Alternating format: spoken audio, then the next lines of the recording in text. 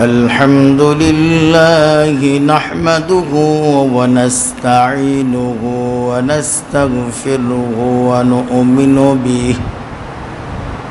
ونتوكل عليه ونعوذ بالله من شرور أنفسنا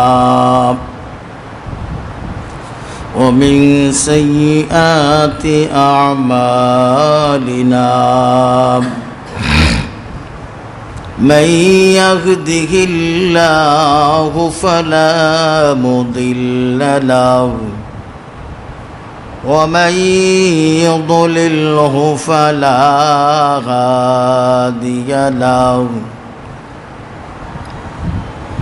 ونشهد أن لا إله إلا الله ونشهد أن سيدنا وسندنا وطبيبنا وطبيب قلوبنا وأولانا ومولانا محمدا عبده ورسوله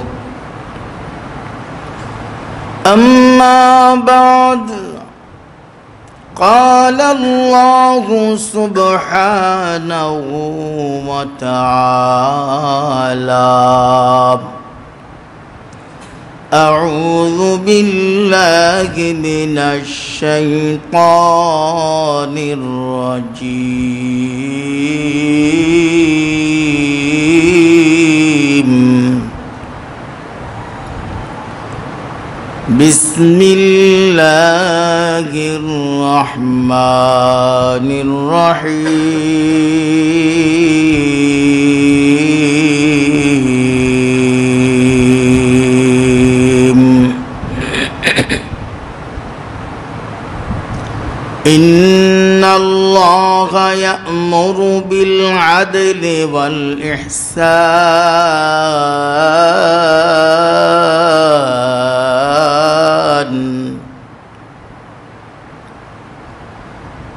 وإيتاء ذي القربى وينهى عن الفحشاء والمنكر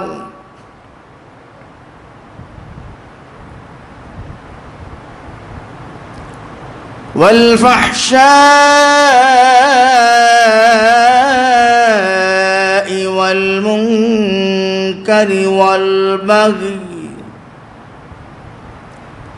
يعظكم لعلكم تذكرون